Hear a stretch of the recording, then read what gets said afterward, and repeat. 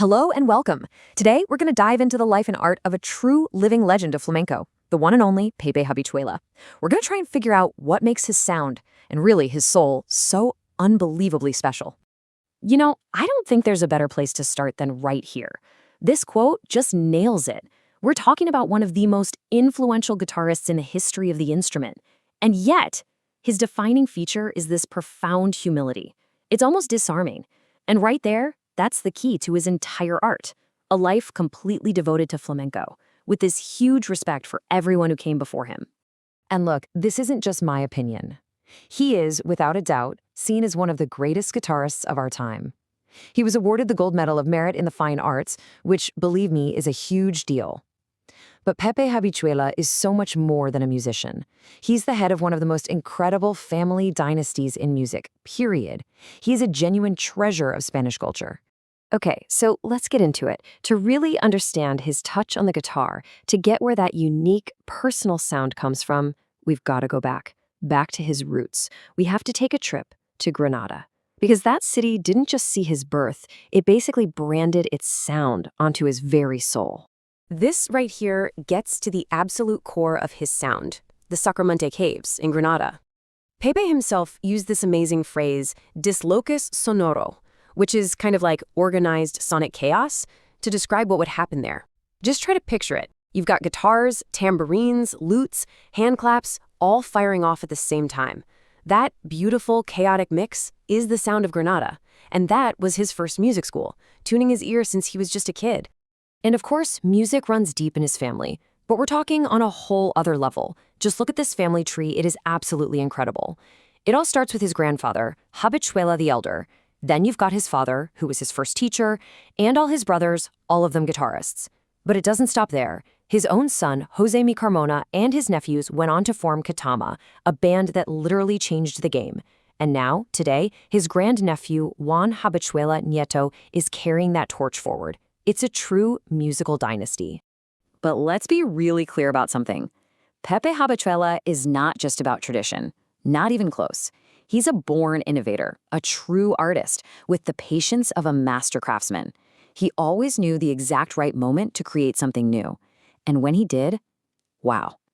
He would change the entire course of flamenco. This philosophy is just captured so perfectly right here.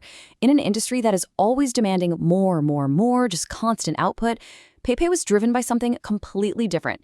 He was moved by the artistic need to actually say something meaningful. The most important thing for him was always quality, never quantity. And that's exactly why his solo discography is pretty short, but every single album is an absolute masterpiece. And this timeline just shows it perfectly. I mean, look at those gaps. In '83, he releases Amandeli. Now, it was meant as a tribute to his grandfather, but it ended up planting the seeds for what we now call Nuevo Flamenco. Then, nothing. A 14-year silence until 1997, when he comes back with Habichuela and Rama, a deep dive into his purest style. And then, in 2001, you get the magnificent madness of Yerba Buena, this mind-blowing fusion with Hindu music. Each album is its own world. All right, for all you guitar nerds out there, a quick lesson.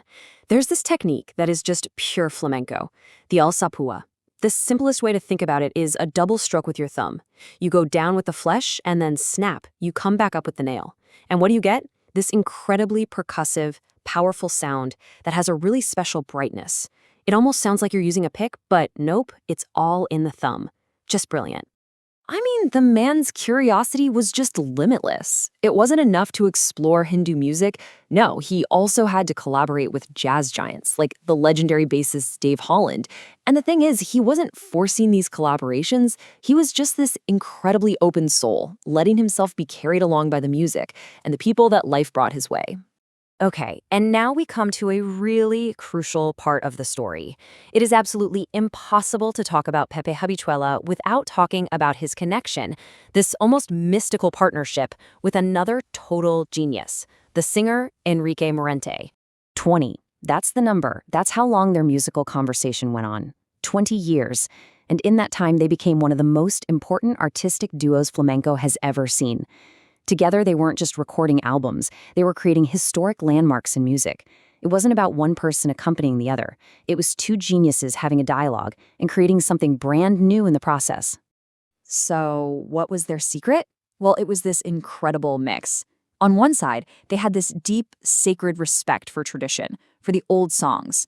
But on the other side, they had this fierce courage to experiment, to always be looking forward. And they took a lot of heat for it back in the 70s, but that didn't stop them one bit. They just kept on creating. And just to give you an idea of the level we're talking about here, Pepe himself said that Morente could get up on a stage and over 2 hours sing 20 different styles. 20! Just improvising, changing keys, switching up rhythms. It was pure madness. And to accompany a genius like that, well, it took way more than just technique. It required a kind of intuition, an almost telepathic link. It required what they call cancha, this sort of street smarts or wisdom, and Pepe had it in spades. So as we start to wrap this up, let's try to pull together the immense legacy that Pepe Habichuela leaves us. And maybe more importantly, let's focus on the single biggest lesson for anyone who loves this instrument as much as we do. His legacy is just gigantic. It all starts with his roots, that one-of-a-kind sound from Granada. From there, he built all these bridges, connecting pure flamenco with everything from jazz to Indian classical music. He earned the title Sumo Pontifice, which basically means the high priest of accompaniment, for his incredible sensitivity. And through it all, he was the inspiration that kept the Habichuela dynasty moving forward. But if you had to take away just one single thing, it would have to be this. One time, someone asked him what his secret was, what advice he'd give to young guitarists. His answer was so simple and so incredibly profound. He just said, "I play the guitar every day." That's it. And really, that says everything, doesn't it? There are no magic tricks. There are no shortcuts. The only secret is the daily work, that consistency that can only come from a pure, unadulterated love for your instrument. That is the great lesson from the master. So, now the question is for you. After taking this look at his life and his art, what's the lesson you take away from the master, Pepe Habichuela? We'd love to hear your thoughts.